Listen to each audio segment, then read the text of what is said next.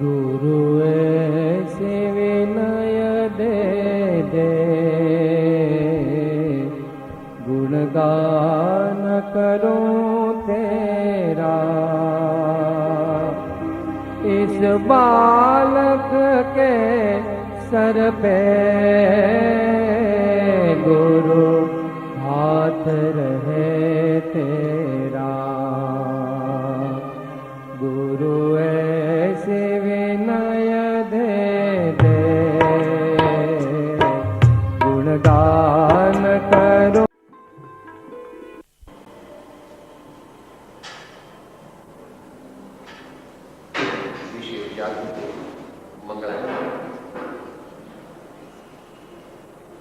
आत्म भावन भावता जीव लगे केवल ज्ञान रे।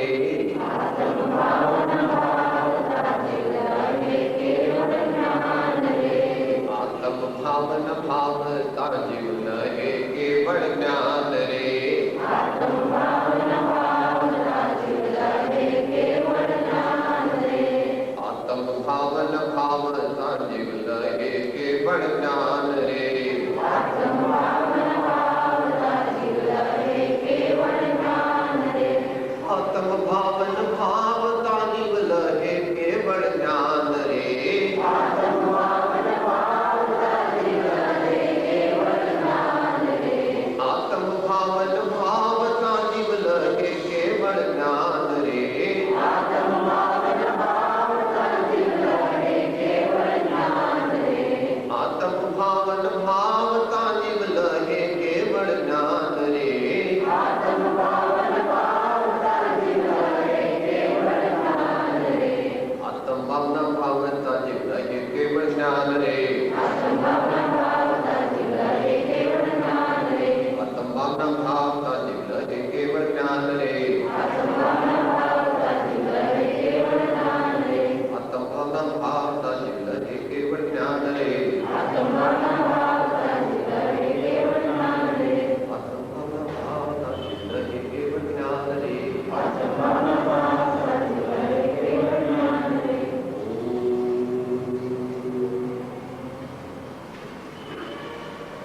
मोक्षमार्गस्य नेतारं भेदारं कर्मभृतां ज्ञातारं विश्वतत्त्वानां वन्दे तद्गुणलब्धये।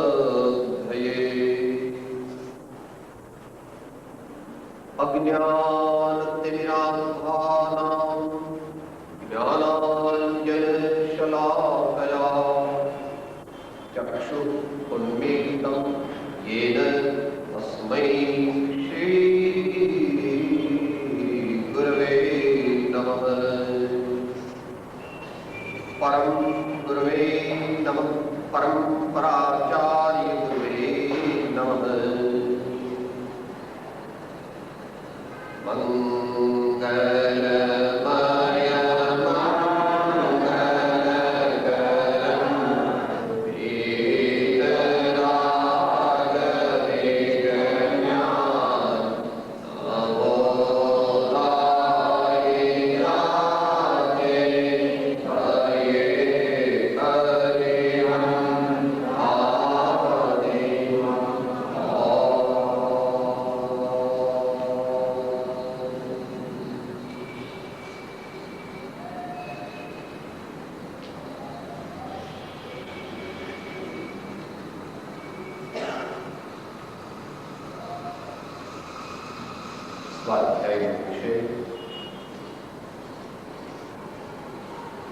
आचार्य प्रभत श्री कुंद स्वामी व्यक्तित्व અને કૃતિત્વ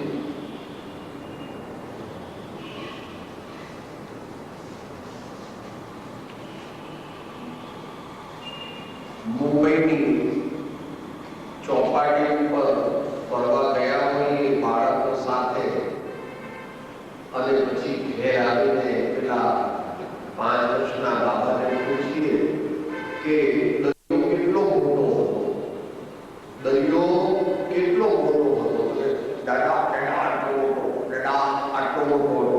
શું કે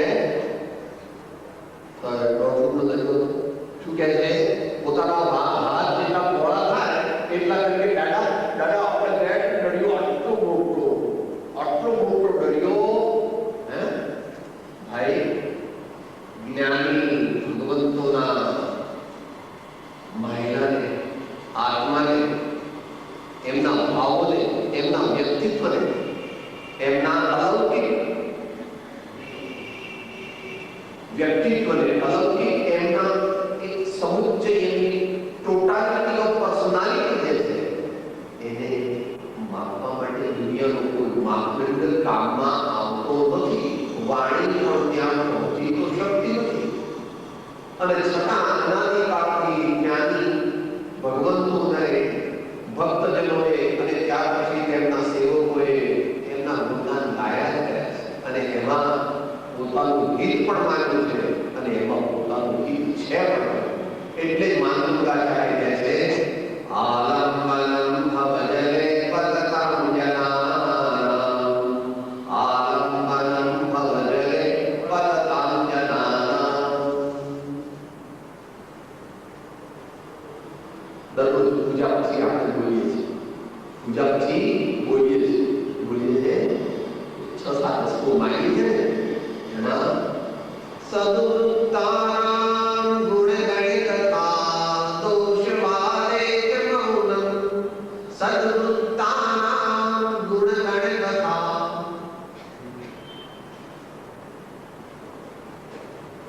जिनका चारित्र और व्यक्तित्व उदार है, परम प्रेरणात्मक है, ऐसे महापुरुषों के स्तुति करना, गुणगान करना, उनके गुणों का चिंतन करना, उनके गुणों का प्रकाश करना, उनके गुणों को अपने जीवन में उतारने के लिए बार-बार उद्यम करना, यही हमारे लिए परम श्रेयस्कर है. इसलिए कहते हैं महावीर स्वामी नयन पथगामी भवतु मे. महावीर स्वामी नयन पथगामी भवतु मे. આપણે પ્રયત્ન કરીએ.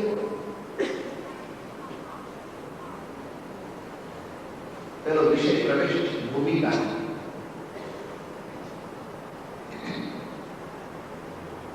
सर्वज्ञ दर्शन की अंदर वितराग दर्शन की अंदर જેને વર્તમાનમાં લોકો જૈન ધર્મ કહે છે એમાં આચાર્ય શ્રી ગુરુકુલ સ્વામી સ્થાન ઘણું જ ઊંચું છે, લગભગ ઘણું જ છે. એ 3-4 વાત પરથી પૂર્વાત થાય છે. પહેલી વાત છે જ્યારે મંગળાચરણ કરીએ ત્યારે બોલીએ છીએ મંગલમ ભગવાન દેવ, મંગલમ ગોગડી, મંગલમ દાદ્યા, જય ધર્મો. ભગવાન મહાવીર અને આદિપુરુષ ગૌતમ સ્વામી પછી જેમનું પુણ્ય નામ આપણે દરરોજ સ્મરણ કરીએ છીએ એવા તે મહાન અલૌકિક વ્યક્તિત્વના ધારક આચાર્ય દેવ.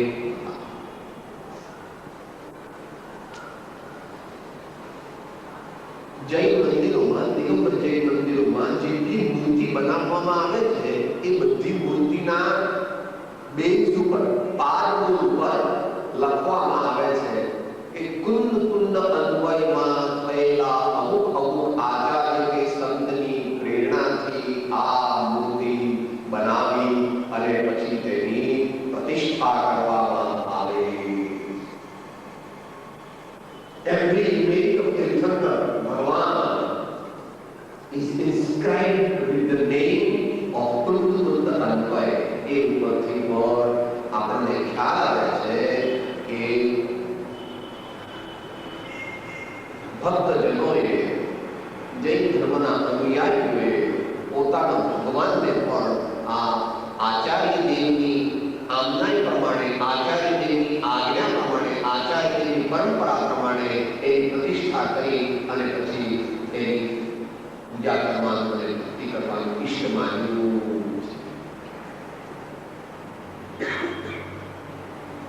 કોઈ પણ દિગંબર સંત, દિગંબર પરંપરાના સંત હોય, મુનિ હોય, બ્રહ્મચારી હોય કે બીજા કોઈ ત્યાગી હોય તો તે હંમેશા પોતાને અમે કુટુંબ ધામના છીએ એવું માનવામાં ગૌરવ માને છે અને દરેક પોતાને અમે કુટુંબ આમનાય માને, કુટુંબ સ્વામીની પરંપરામાં અમે થયેલા છીએ એમ પોતે માને છે, મનાવે છે. ખરેખર સાચા કેટલા હોય એ વાત જુદી, પણ પોતે એવો ટ્રાય કરે છે.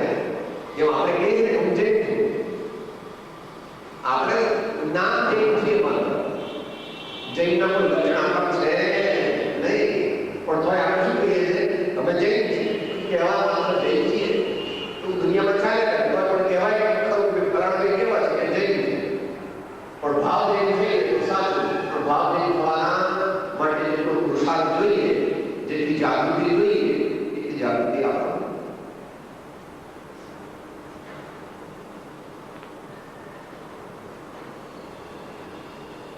આ પ્રમાણે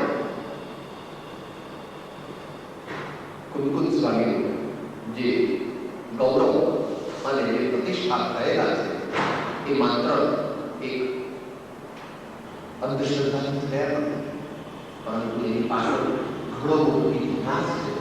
એની પાછળ ઘણું એક સર્વોચ્ચ વ્યક્તિત્વનું બહુમુખી બળ એ આપણે ક્રમે ક્રમે સમયની મર્યાદા અને ડેટાની મર્યાદા આપણે 5 વર્ષ પહેલા શ્રી કુંકુમ સ્વામીની દ્વિસહસ્રાબ્દીની ઉજવણી થઈ હતી. 5 વર્ષ પહેલા દ્વિસહસ્રાબ્દી એટલે 2000 વર્ષ થયા તે પ્રસંગે આપણે તે પુણ્ય પુરુષ ને વંદના કરી હતી, ભક્તિ કરી હતી અને તેમનું સંદેશ આપણા જીવનમાં યથિંચિત પણ ઉતરે એ માટે પ્રયત્ન કર્યો હતો. એમાં જુદી જુદી જગ્યાએ આચાર્ય શ્રી વિદ્યાનંદજીના નેતૃત્વ હેઠળ સભાઓ ભરાઈ હતી. આપણે ત્યાં કોબામાં પણ 3 દિવસ એનો ઉત્સવ ઉજવાયો હતો અને તે વખતે આચાર્ય વિદ્યાનંદજી કોબામાં રહ્યા હતા અને એ પ્રમાણે આચાર્ય કુંકુમ સ્વામીના 2000 વર્ષ થયા એટલે એમના જીવન અંગેની પૂરી માહિતી મળતી, પૂરી નહીં થોડી માહિતી પણ મળતી હતી, બહુ જ ઓછી મળતી. જેમ મહાવીર ભગવાનના જીવન બાબત થયું છે તે ભગવાન મહાવીરના જીવનની પણ માહિતી લગભગ નહીં પણ મળે, ઓથેન્ટિક સર્વમાન્ય. એમાં આપણો પણ દોષ છે કે આપણે એ સાચવી લઈએ, પણ એમાં આપણી સાધના પદ્ધતિ જે છે એ પણ જવાબદાર છે. કારણ કે આગળની જૈન સાધુની સાધના તે લોકોથી દૂર સુધી જંગલના ગીચ વાતાવરણમાં પર્વતોની ટોચ ઉપર અને ગુફાની અંદર તેઓની સાધના હોય છે, જ્યાં તેમનો ડે ટુ ડે કાર્ય તેની નોંધ લેવાવાળા કોઈ ભાગ્યે પણ મુખ્ય વાંકો આપણો છે. આપણે આપણા મહાપુરુષોને ઓળખી શકતા પણ નથી, આપણે તેમનું યથાયોગ્ય સન્માન પણ કરી શકતા નથી, આપણે તેમની આજ્ઞાનું પાલન પણ કરી શકતા નથી અને તેથી કરીને આપણે અત્યારે ઘણી બીજી સ્થિતિ આવી ગયેલા પારમાર્થિક આધ્યાત્મિક દ્રષ્ટિએ. આજકાલ તમે થોડી ડિગ્રીઓ પ્રાપ્ત કરી એટલે 5-10 કરોડ રૂપિયા પ્રાપ્ત કર્યા અને થોડી લોકોમાં નામના પ્રાપ્ત કરી એટલે એવું લાગે કે સાહેબ હું કોણ છું તમને ખબર નથી, પણ એવું છે નહીં. પ્રભુ, જ્યાં સુધી આત્મતત્વ તરફ લક્ષ્ય ગયું નથી, જ્યાં સુધી પરમાર્થને પામવા માટે ઉદ્યોગ કર્યો નથી, ત્યાં સુધી જ્ઞાન શું કહે છે? જ્ઞાન તો બહુ કડક છે. એ તો શું કહે છે? એ છે પર પંચ સહુ પેટ ભરવા તણા આત્મા રામ પરિભ્રમ ન જોયો ભણે નર સૈયો તે તત્વ દર્શન વિના રત્ન ચિંતામણી જન્મ પોયો. વર વગરની જાન કહેવાય નહીં એમ આત્માને ઓળખ્યા વગરનું જીવન સ્વપ્નમાં પણ સુખી બની શકે. માટે આત્માને આગળ રાખીને જીવવું, આત્માને આગળ રાખીને જીવવું એ જીવન છે, એ મનુષ્ય જીવન છે. જો આત્મા પાછળ રહી ગયો તો વિસરી ગયો તો જાણવું કે આપણે આમ તો 2 પગવાળા છીએ પણ ખરેખર જીવીએ છીએ 4 પગવાળાનું જીવન. એમ વિચારે તેઓ શ્રી જન્મ મંગળ તે વિશે પણ માહિતી મળતી નથી. કોઈ કહે છે તામિલનાડુનો તેમનો જન્મ થયો હતો, પણ જે છેલ્લા 30 વર્ષની અંદર રિસર્ચ થઈ છે પ્રોફેસર દેસાઈ ના વાત નીચે તે દ્વારા સૌથી વધારે અધિકૃત એમ માનવામાં આવે છે કે અત્યારે જે ગુંડકલ સ્ટેશન છે તેનાથી 4 માઇલ સાઉથમાં અત્યારે પણ એ ગામનું નામ કોંડકુંડે છે. એ ગામ એ જગ્યાનું નામ that village is known as કોંડકુંડે એટલે ત્યાંની લોકલ ભાષામાં એટલે આપણે ચાલુ ભાષામાં નામ કુંડકુંડે એમ 2000 વર્ષ પછી પણ એ જગ્યાનું નામ કુંડકુંડ છે. કોંડકુંડે લોકલ ભાષા એ જગ્યા જૈન સમાજે એકવાર તો કરેલી છે એટલે કે એને વેચાતી લીધી છે કોઈ ભાઈઓ પાસેથી જૈન શેઠ પાસેથી, પરંતુ તેથી આગળ કંઈ પણ પ્રોગ્રેસ કર્યો નથી. તેમાં આજુબાજુનું વાતાવરણ એવું છે કે કોઈ ખાસ સ્ટેપ્સ લેવામાં આવે તો જ એ જગ્યાનો વિકાસ થઈ શકે. 4 miles south of Gundakal station in the state of Andhra Pradesh. જ્યારે નાના હતા 4 મહિના 6 મહિના 8 મહિના 12 મહિના જેમ શિવાજી મહારાજને મહાન બનાવવામાં એમની માતાનો ફાળો હતો, વનરાજને એમની મહાન બનાવવામાં એમની માતાનો ફાળો હતો, એ રીતે કુંદ સ્વામીને પણ મહાન બનાવવામાં એમની માતાનો ઘણો મોટો ફાળો. એવું કહેવાય છે કે જ્યારે દાતા એ શુદ્ધોસી બુદ્ધોસી નિરંજનોસી સંસાર માયા પરિવર્તિતોસી એમનું હાલરડું ગાતા એને ઉઘાડવા માટે. જો કે મમ્મીને ખબર હશે કે નહીં હવે આપણા જ્ઞાનનો વિષય નથી કે હું જેને ઉઘાડું છું એ તો જગતને જગાડવા માટે આવેલો જુગ જુગનો જોગી. પણ તીર્થંકર ભગવાન આપણે એટલે ભગવાન જૈનના જન્મે એટલે ના બાપો આપણા બાપો માને એટલા કે આ મારો બાપો છે. પ્રભુ એમાં એ તારો બાપો નથી, 3 લોકનો નાથ છે, પણ માને એવું નથી. માને તો બાપો જ લાગે. એ તો ભગવાન તમારો મારો બાપો. એ પ્રમાણે કુંડ સ્વામીને નાનપણથી અધ્યાત્મના અને ધર્મના સંસ્કાર એમના માતાજી જેમનું નામ શ્રીમતી એવું માનવામાં આવે છે.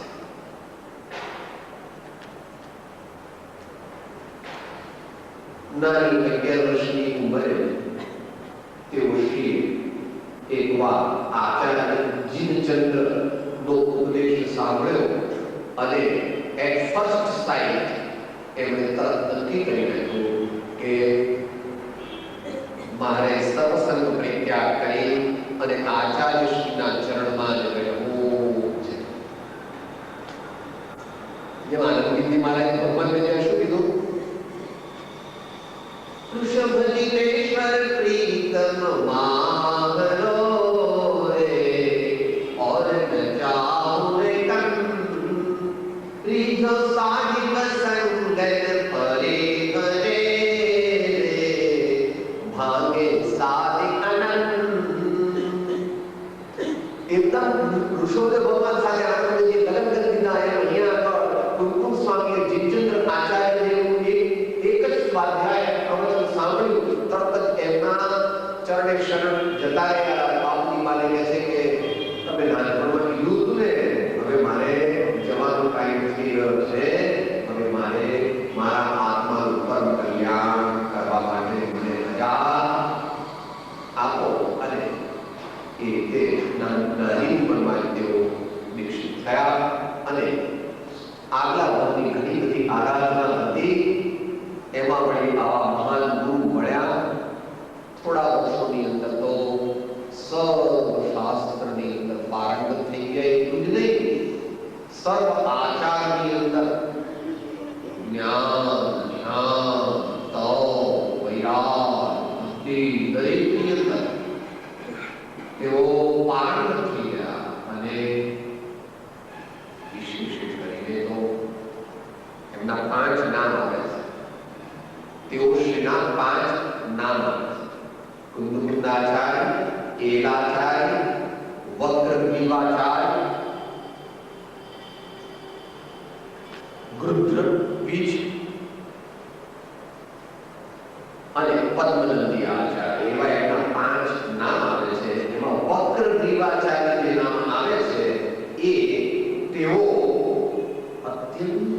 મહાન ધ્યાન યોગી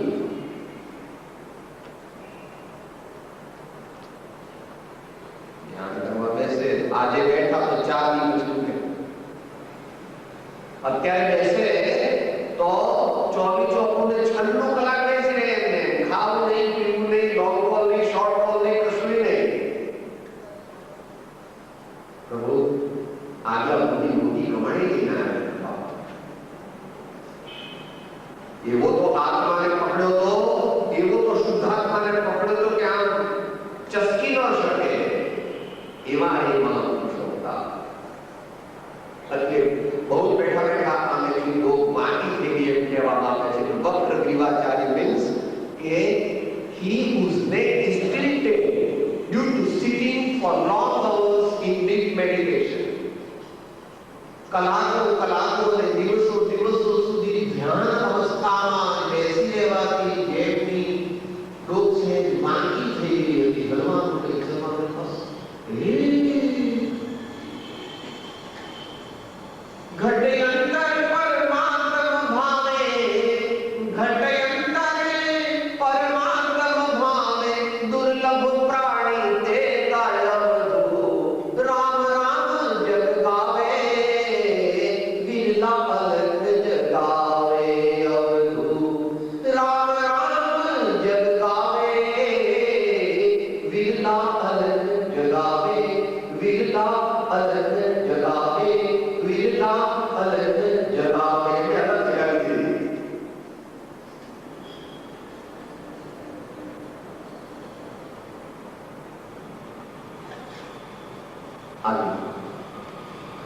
આગળ બુદ્ધિ આરાધના, આ બુદ્ધિ આરાધના ગુરુદેવની કૃપા અને પોતાની એકદમ વિશિષ્ટ પ્રાંજલ પ્રજ્ઞા અને આત્માના નિર્મળ પરિણામથી અનેક પ્રકારની રીતિ સિદ્ધિ, અનેક પ્રકારના રાજા મહારાજાઓ, અનેક પ્રકારના નગર શેઠો અને અનેક પ્રકારના ઉચ્ચ કક્ષાના મનુષ્યો એમના ચરણની સેવા કરવા લાગ્યા. અને એ બધું રિપોર્ટ આજે પણ આપણે જુદા જુદા શિલાલેખોમાં વાંચી શકીએ છીએ. જે શિલાલેખ 1000 વર્ષ પહેલા, 1200 વર્ષ પહેલા, 1500 વર્ષ પહેલા લખાયેલા છે. We can read them today. They are described. જુદા જુદા શિલાલેખો અત્યારે એમની જે મહત્તા આજકાલની નથી રહી. આપણે કોઈ છેલ્લા 25-50 વર્ષમાં કોઈ એને બનાવી નથી. સેંકડો હજારો વર્ષ પહેલાના શિલાલેખોમાં આ પ્રમાણેની તેમની જુદી જુદી પ્રકારની રિદ્ધિ સિદ્ધિની મહત્તા જાણવા મળે છે. જેમાંથી 2 મુખ્ય છે. એક તો તેઓ આપણે અહીંયા મદ્રાસથી જે 120 કિલોમીટર પુનગુડ હિલ્સ છે એ એમની મુખ્ય તપોભૂમિ રહી છે. તે આચાર્ય દેવની મુખ્ય તપોભૂમિ રહી છે. અને જે માન્યતા છે તે માન્યતા પ્રમાણે, લોકોક્તિ પ્રમાણે ત્યાંથી તેઓએ પોતાની આકાશગામી સિદ્ધિ દ્વારા વર્તમાન વિહરમાન દેવાદિદેવ શ્રી સિમંદર ભગવાનના દર્શનનો અપૂર્વ લાભ મેળવ્યો હતો. એ પ્રમાણેની લોકોક્તિ ઘણા વર્ષથી ચાલી આવે છે. અને તેનું કન્ફર્મેશન આજથી લગભગ 1100 વર્ષ પહેલા એટલે 9મા સૈકામાં દેવસેન આચાર્યએ કરેલું છે. જેમણે તત્વસાર નામનો ગ્રંથ લખ્યો છે એવા દેવસેન આચાર્ય દેવે એ પ્રમાણે કથન કર્યું છે કે સિમંદર ભગવાન પાસેથી શ્રુતરૂપી પર્વતને ઉપાડીને જો શ્રી પદ્મનંદી મુનિ આ ભરત ક્ષેત્રમાં ન લાવ્યા હોય તો મોક્ષનો માર્ગ કેવી રીતે જાણી શકત? એ ઇત્યાદિ પ્રકારે આચાર્ય ભગવાન પાસે પોતાના અનેક વ્યક્તિત્વના એવા ઉજ્જવળ પાસા હતા કે જે તેઓ જ્યારે ચાલતા ત્યારે ભૂમિને પડતા નહોતા એવા પ્રકારની પણ એક કથન આવે. એટલે કે અંતરિક્ષમાં ચાલતા, 4 આંગળ ઊંચે એ પ્રકારની એમને રિદ્ધિ સિદ્ધિ પ્રગટ થઈ. આ તદ્દન પણ હંમેશા ઉપર ચાલતો હતો, જમીનને અડકતો નહોતો. માટે સંભવ છે, પરંતુ આ બધું આપણે એટલા માટે જાણવું છે કે એમણે એવી જ્ઞાન અને ચારિત્ર્યની અને તપની આરાધના કરી હતી કે કોઈ સામાન્ય માણસની બુદ્ધિમાં બેસી ન શકે એવી ઉત્તમ વસ્તુઓની તેમને પ્રાપ્તિ થઈ હતી. પરંતુ તેઓ કહે છે મારે આ બધા સાથે કઈ લેવા દેવા, મારે તો બસ આત્માનો આનંદ અનુભવવો છે અને આત્માના આનંદનો માર્ગ લોકોને કહેવો છે. કોઈ ભાગ્યશાળી હશે તો એ એને ગ્રહણ કરશે અને મારે તો જલ્દી મોક્ષે જવું, મારે કાંઈ બીજું થવું, મારે બીજું કાંઈ જોઈતું અને મારું કંઈ છે પણ નહીં. અમે કોખલ શુદ્ધો એમ કહે છે, અમે કોખલ શુદ્ધો દર્શન જ્ઞાન અને સદા હોતી નાપ્યસ્તિ કિંચિદપી અન્યત પરમાત્માત્રમપી. હું એક શુદ્ધ સદાય રૂપી જ્ઞાન દર્શનમય કરે, કઈ અન્ય કે મારું જરે પરમાણુ માત્ર નથી કરે. મારે દુનિયાની કોઈ વસ્તુની જરૂર, મારે એક બસ આનંદ રસની અંદર ડૂબી જાઓ, પંચ પરમેશ્વરની ભક્તિ કરતો રહો અને જલ્દી સર્વ કર્મોનો ક્ષય કરી અને અરિહંત સિદ્ધ પદને પ્રાપ્ત કરવું, એ સિવાય મારી કોઈ ઈચ્છા.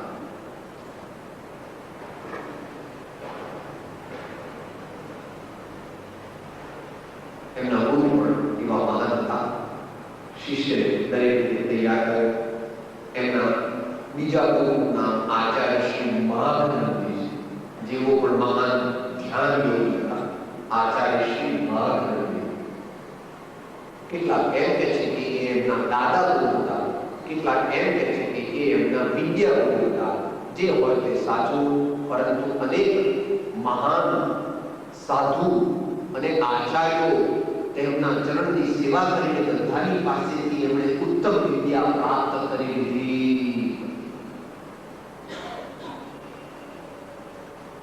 અને પ્રમાણમાં ઘણી નાની ઉંમરમાં વિક્રમ સંવત 49 ની અંદર તેઓ શ્રીને મૂળ સંઘ જેને કહેવામાં આવે છે એના આચાર્ય પદ પર સ્થાપિત કરવામાં આવ્યા. લગભગ 44 વર્ષની ઉંમરે વિક્રમ સંવત 49 ની અંદર તેઓ શ્રીને મૂળ સંઘ એટલે જે મોટામાં મોટો સંઘ હતો તેના નાયક તરીકે, આચાર્ય તરીકે એમને નિયુક્ત કરવામાં આવ્યા હતા, પ્રતિષ્ઠિત કરવામાં આવ્યા હતા. પોતે પૂર્ણ નિષ્ઠાથી અને પૂર્ણ જવાબદારીપૂર્વક એ પદને 52 વર્ષ સુધી લગભગ નિભાવ્યું.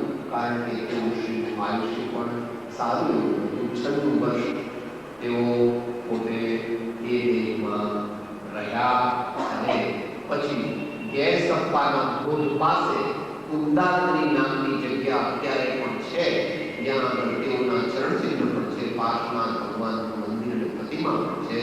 ત્યાં આગળથી તેઓએ આ દેહને છોડી અને સ્વર્ગારોહણ કરેલું માનવામાં આવે.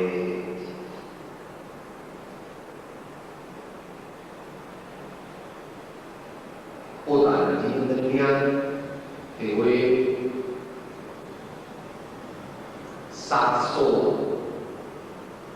ધર્માત્માઓને જીવ દીક્ષાથી વિભૂષિત કર્યા હતા. એ એમનો આચાર સંબંધી ઉત્તમ વિજય સૂચવે છે. આવે તો ઘણા એમની પાસે દીક્ષા લેવા, પણ એ આપે નહીં હોય, પહેલા અંદર તપાસે, ચારે બાજુથી પરીક્ષા કરે, 2 વર્ષ સુધી તપાવે અને જોવે કે આ બરાબર પાકો છે તો જ એને ભાગવતી જે દીક્ષામાં પ્રેરિત કરે, એની માંગણી સ્વીકાર. મહાદેવશ્રીએ જે જ્ઞાન સાધના કરી હતી એ તો આપણા બુદ્ધિમાં પણ બેસે એવી છે નહીં. તેમની જ્ઞાન સાધના એ શબ્દની સાધના હતી. તેમની વાણી તે વાણી નહોતી, પરંતુ પોતે ધ્યાન દશામાં બેઠા હોય અને સમાધિના આનંદનો ઉભરો આવે અને ઉભરો આવતો આવતો બહાર નીકળી જાય એટલે એમના લેખીનીમાંથી 2-4-5 ગાથાઓ નીકળે, વળી પાછા પોતે સમાધિના આનંદમાં જતા રહે. એવી રીતે આત્માના આનંદના ઓવરફ્લોનું શાબ્દિક પ્રેઝન્ટેશન તે તેમના દિવ્ય અનુભવવાણીમાં આપણને જાણવા, જોવા, અનુભવવા અને આસ્વાદવા મળે.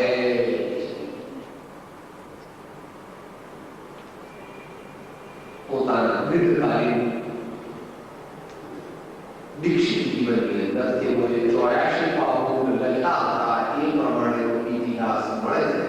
પરંતુ અત્યારે તો એમાંના માત્ર 10, 12, 15 કે 20 જેટલા ઉપલબ્ધ છે.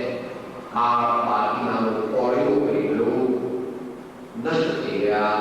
આપણા મંદિરો પણ નષ્ટ થઈ ગયા, આપણા જ્ઞાન ભંડાર પણ નષ્ટ થઈ ગયા, કારણ કે આપણે પોતે ધીમે ધીમે આપણું ગૌરવ, આપણી પ્રતિષ્ઠા, આપણી સંસ્કૃતિ, આપણો ધર્મ એ બધાને વિસરી રહ્યા છીએ. અને આ છેલ્લા 40 વર્ષમાં સ્વતંત્રતા આવી ત્યાર પછી તો બિલકુલ આપણે સ્વચ્છંદી બની ગયા છે. 100% એકદમ.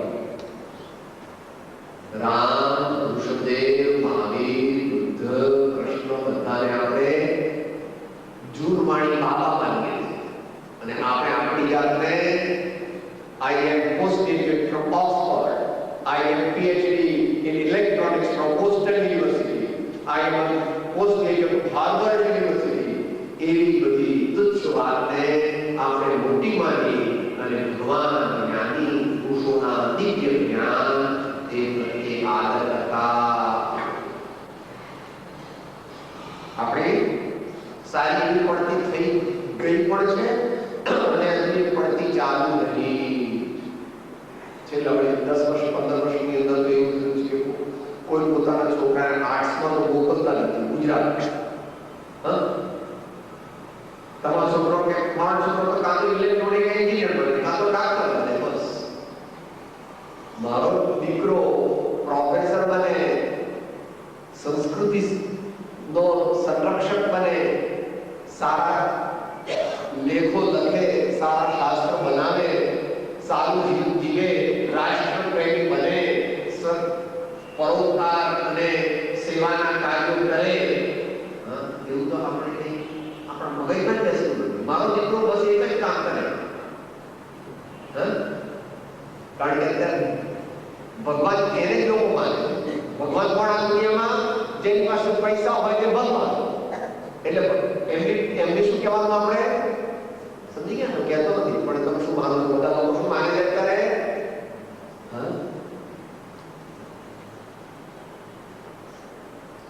requires serious thinking. Rapid decline, rapid cultural decline, intense spiritual decline. અહીં તો તેમના જીવનમાં જે 84 પાઉન્ડ રચાયા એમાંના અત્યારે માત્ર 20-22 જેટલા ટોટલ મળે છે, જે આપણે ટૂંકમાં વિચારીએ, કારણ કે સમયની ઘણી મર્યાદા છે. પણ જે એમના મુખ્ય શાસ્ત્રો છે તે વિશે આપણે વિચારીશું.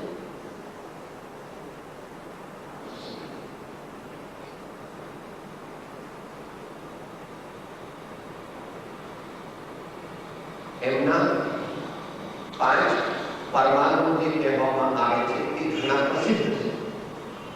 આચાર્ય શ્રી કુંત તે જૈન અધ્યાત્મના પિતા છે.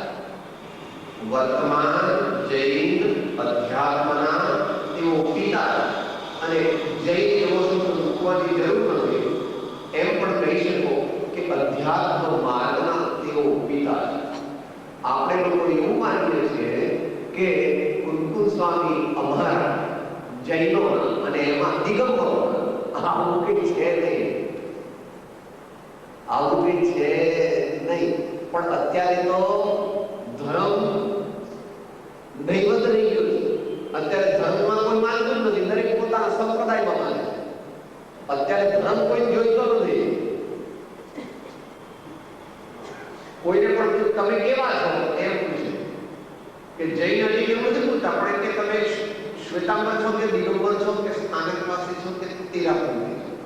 પછી એ વળી ગયા તો પાછા કયા મૂળના, પછી મોટો પક્ષ કે નાનો પક્ષ, પાછા કચ્છી કે ગુજરાતી કે મારવાડી કે પંજાબી એમ પાછા પૂછે.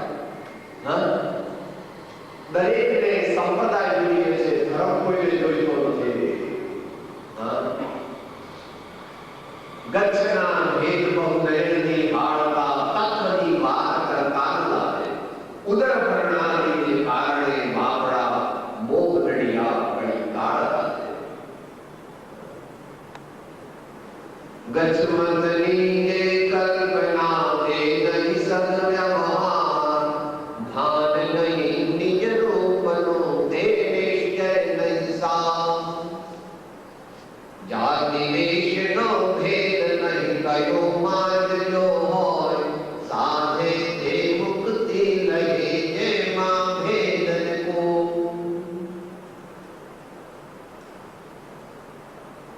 सुनने वाला भी दीवाना और उपदेश देने वाला भी दीवाना, सब अपने अपने संप्रदाय की बात करते हैं.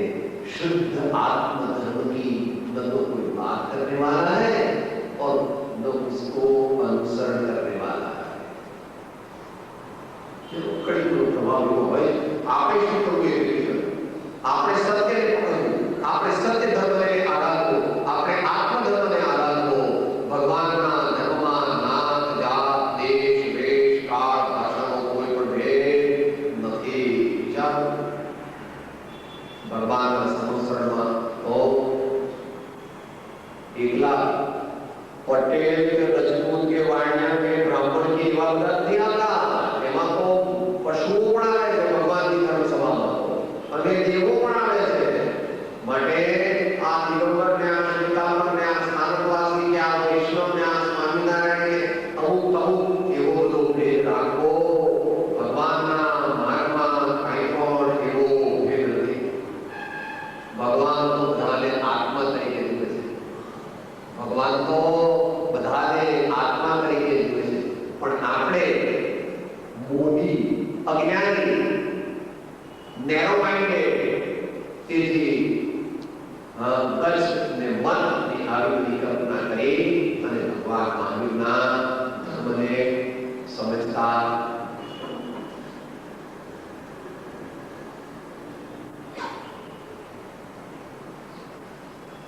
જલ્દી જલ્દી આપણે રિવ્યુ કરી લઈએ એમના અગત્યના સમય સાર તેઓ શ્રી રચેલો છે. 415 ગાથા પ્રમાણ છે.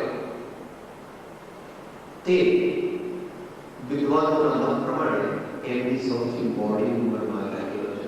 એરાઉન્ડ ધ એજ ઓફ 85 તેઓના પોતાના પ્રગાઢ જ્ઞાન અને સમાધિના પરિપક્વપણાની દશામાં તેઓ શ્રીએ તે ગ્રંથ લખેલો છે. તે દ્રષ્ટિ પ્રધાન ગ્રંથ છે. તે માત્ર ગુરુ દ્વારા સમજી શકાય છે અને તે સામાન્ય જનતા માટે કામનો નથી. કારણ કે મુમુક્ષુ હોય, ઉત્તમ મુમુક્ષુ હોય તો થોડો કામનો છે, બાકી મુખ્યપણે તે જ્ઞાનીજનો માટે અને બુદ્ધિજનો માટે છે. વારંવાર આત્માનો અનુભવ કેવી રીતે કરવો, વારંવાર આત્માની દ્રષ્ટિ કેવી રીતે કરવી, એ ઇત્યાદિ પ્રકારે બતાવેલો.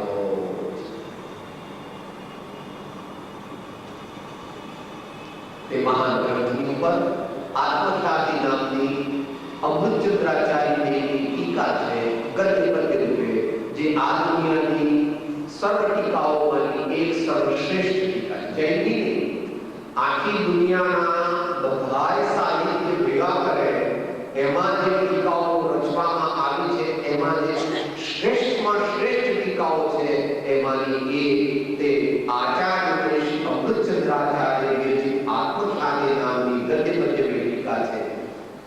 ગદ્યનું નામ આત્મખ્યાતિ છે અને પદ્યનું નામ તે સમયસાર કળશ એવું એનું નામ આપવામાં આવેલું. ત્યાર પછી આચાર્ય શ્રી જયસેન આચાર્યદેવે પણ એના પર ટીકા કરેલી છે, રાજમલજીએ પણ ટીકા કરેલી છે. એનું પદ્ય અનુવાદ સમસ્ત સમયસાર અને તેની અમૃતદેવની ટીકાનું પદ્ય અનુવાદ તેના આધારથી સમયસાર નાટકની રચના 17મા સૈકાના પ્રારંભમાં શ્રી બનારસદાસ અધ્યાત્મ પંડિત બનારસદાસજીએ બનાવેલી છે.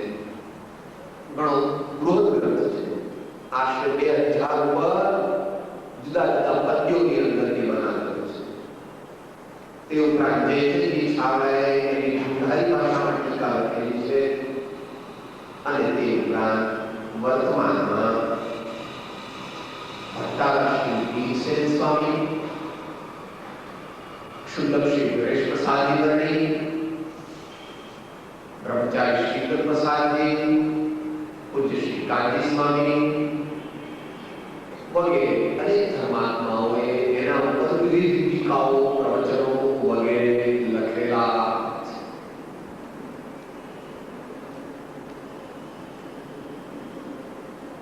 સમયસાર ગ્રંથનો અંગ્રેજીમાં પણ અનુવાદ થયો છે, મરાઠીમાં પણ અનુવાદ થયો છે, ગુજરાતીમાં પણ અનુવાદ થયો છે, હિન્દીમાં પણ અનુવાદ થયો છે. પરંતુ આપણે જૈન લોકો સાહિત્ય પૈસા સિવાય કોઈ વસ્તુ નહીં જાણતા હોવાને લીધે આપણે કંઈ પણ સારું કામ જીવનમાં કરી શકીએ એવી આપણી યોગ્યતા રહી. પણ સદભાગ્ય ખોટું ન લગાડો, છેલ્લા 10-12 વર્ષની અંદર અમેરિકામાં સ્થિત થયેલા જૈન ભાઈઓ તે આ સંસ્કાર તરફ, ધર્મના સંસ્કાર તરફ, અધ્યાત્મના સંસ્કાર તરફ સારી રીતે વળેલા છે અને ત્યાંથી હવે સારું સારું સાહિત્ય બહાર પડવા માંડ્યું. એ એક કોઈ અપેક્ષાએ શુભ ચિહ્ન છે. ત્યાં આગળ જૈન ધર્મનો વ્યાપ, જૈન ધર્મનું સારું સાહિત્ય, જૈન ધર્મ વિશે સારી માહિતી અને યથાશક્તિ જૈન વિશેનો આચાર વગેરે સારા સારા પડવા માંડ્યા. આપણે અહીંયા ધર્મને જટિલ માનીએ છીએ અને એ લોકો કહે છે કે બધું છે પણ ધર્મ નથી તો જીવનમાં શાંતિ. બધું છે કારણ કે ડોલરથી દરેક ગયા, ડોલર ના મોરકા ઉલટી થવા માંડી તો એમને શાંતિ મળી ગઈ કે એમને લાગ્યું ના મહાવીર ભગવાન કહે છે સાચું છે કે ડોલરમાં કે પાઉન્ડમાં કે સોનાના ગઠિયામાં ક્યાંય શાંતિ શાંતિ જોઈતી હોય તો તે સાચા દેવગુરુ ધર્મની ભક્તિ, તેમના ગુણગાન અને તેઓએ બતાવેલો શુદ્ધ આત્માનો માર્ગ તે મનુષ્યને શાંતિ સાચી અપાવી શકે છે. બીજે ક્યાંય સાચી શાંતિ છે?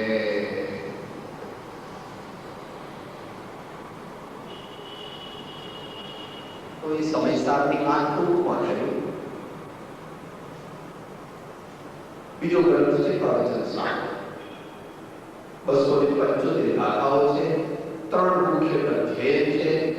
પહેલું જ્ઞાન તત્વ પ્રજ્ઞાન, બીજું જ્ઞેય તત્વ પ્રજ્ઞાન અને ત્રીજો ચારિત્ર અધિકાર અથવા ચરણાનુયોગ ચૂડિકા, જેની અંદર અપૂર્વ રીતે આ વિશ્વનું વર્ણન છે અને પછી એ વિશ્વને જાણીને આ આત્માએ કઈ રીતે વર્તવું કે જેથી કરીને બોધિ સમાધિની પ્રાપ્તિ થાય એવું વર્ણન છે. પ્રવચન સાર એટલે એમ કહી શકો કે આચાર્ય ગયા હતા ને ત્યાં આગળ ત્યારે એમણે નોટ્સ બનાવી હતી ને સિમંદર ભગવાનના લેક્ચર્સની, એનો નંબર જ્યારે સિમંદર ભગવાનના સ્વાધ્યાય સાંભળતા હતા ભગવાનનો દિવસ, ત્યારે આપણે જલ્દી જલ્દી કુંકુમ સ્વામી નોટ બનાવી દીધી કે નોટ બનાવી એના પ્રવચન સાર. કુંદ કુંદ મુખથી સિમંદર મુખથી કુલડા કરે કુંદ કુંદ મુખે માળે જીભની વાણી બધી રીતે આપણે એનો ગુણાકાર કરીએ. 350 કાયદાનો ગ્રંથ છે. 173 ગાથાઓ છે. પ્રવચન સાર પર પણ અનુચિત દેવી જે છે આચાર્ય ટીકા અને 50 ટીકાની જે 173 ગાથા પ્રમાણે એના ઉપર પણ શ્રી રૂપચંદ્રાચાર્ય જે છે આચાર્ય દેવી ટીકા છે. 50 ટીકામાં નામ પ્રમાણે પંચ અસ્તિકા એટલે કાળ સિવાયના 5 પદાર્થોનું વિસ્તારથી વર્ણન છે, કર્મબંધનું વર્ણન છે અને ત્યાર પછી દરેક વાતમાં આચાર્ય મુકુંદની શૈલી એ છે કે કેવી રીતે આત્માનો અનુભવ કરવો. દરેક બાબતમાં આપણને એક જ વસ્તુ પૂછી લે આપી છે કે બેટા તું આત્મામાં પેલા તું આત્મામાં તો તને શાંતિ મળશે. ગમે ત્યાં રખડી ગમે તે કરીશ તો પણ આત્માનો આનંદ મળશે.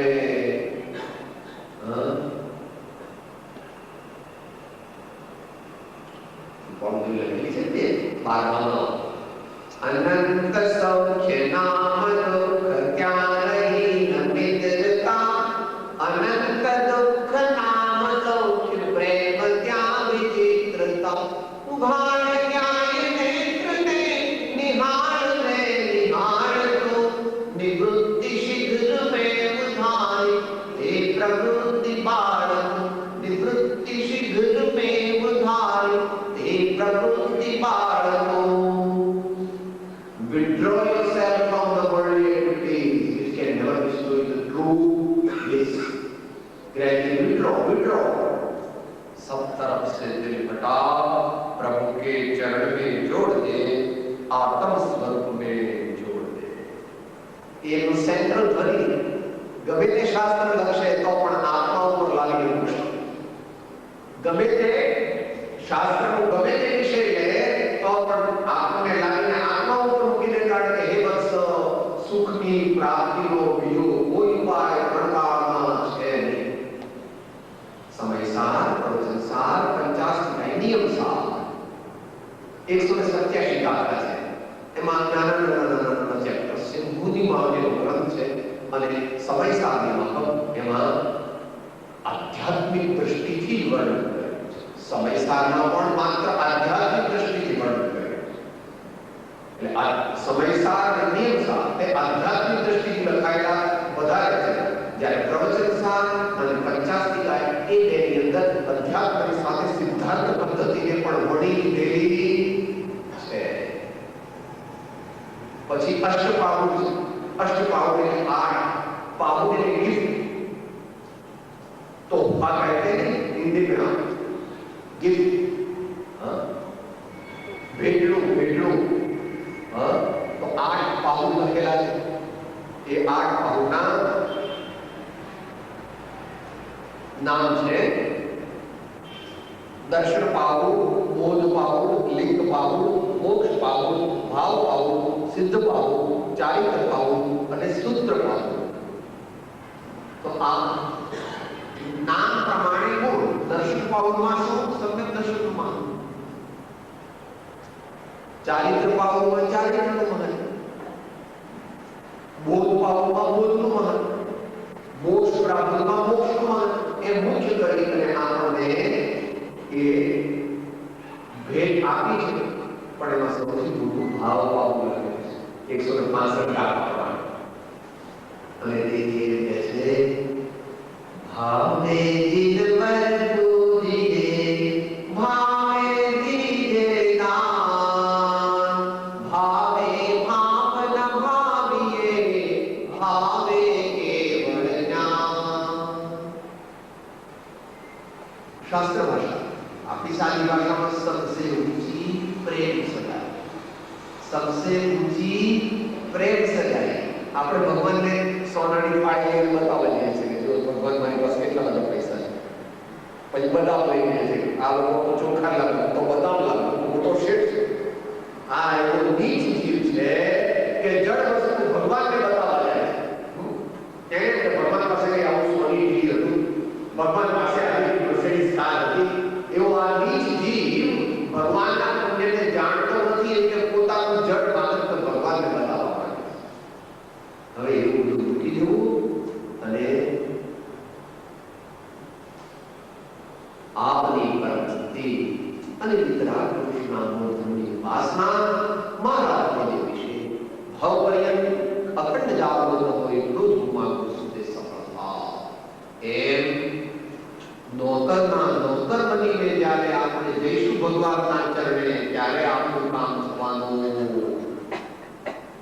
બધા પ્રકારનું અભિમાન છોડી એમ આઠ પાઉલ તે ઉપરાંત તેઓએ રણસાર નામનો ગ્રંથ લખેલો છે, જેની લગભગ 162 ગાથા માનવામાં આવે છે. એમાં વ્યવહારની નિશ્ચયની બંને સાથી અને શાવક ધર્મ અને મુનિ ધર્મનું વર્ણન છે.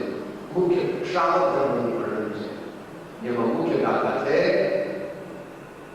ગૃહસ્થ ધર્મના બે પાયા છે, ભક્તિ અને દાન. ભક્તિ અને દાન. જેના જીવનમાં ભક્તિ ન હોય, જેના જીવનમાં દાનનો ભાવ ન હોય, તે ગૃહસ્થ ધર્મમાં છે. તે સાચો ગૃહસ્થ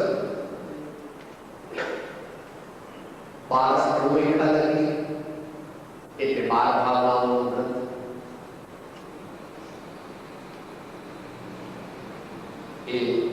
એની લગભગ 91 ગાથાઓ છે, 12 સ્તંભો એકાની. ત્યાર પછી 10 ભક્તિ લખેલી છે, એટલે તીર્થંકર ભક્તિ, યોગી ભક્તિ, આચાર્ય ભક્તિ, સૂત્ર ભક્તિ, સિદ્ધ ભક્તિ, એમ કરીને આચાર્ય પંડિત સ્વામીએ 10 ભક્તિ નામનું શાસ્ત્ર પણ લખેલું. આટલા વિદ્વાનોએ એમના કૃતિઓનો સ્વીકાર કર્યો છે. પછી તેઓએ કર્મગ્રંથ ઉપર ટીકા કોઈ લખેલી છે અને મૂળાચાર એમણે ટીકા લખી, મૂળાચારનો ગ્રંથ લખેલો છે. એવું ઘણા વિદ્વાનો માને છે, પણ એ વિશે વિદ્વાનોમાં એક મત નથી, એટલે આપણે ઓથેન્ટિકલી એ વિશે કંઈ કહી શકીએ. આપણી પાસે તો જેટલું આવેલું છે એટલું એમાંનું થોડું જો આપણે ગ્રહણ કરીએ તો મોક્ષ લક્ષ્મી આપણા પગમાં આવીને પડે. જ્ઞાની ભગવંતોની આજ્ઞાનું જે જીવ પાલન કરે તેના ચરણકમળમાં મોક્ષ લક્ષ્મી આવી અને પડે છે અને કહે છે કે મને ગ્રહણ કરો.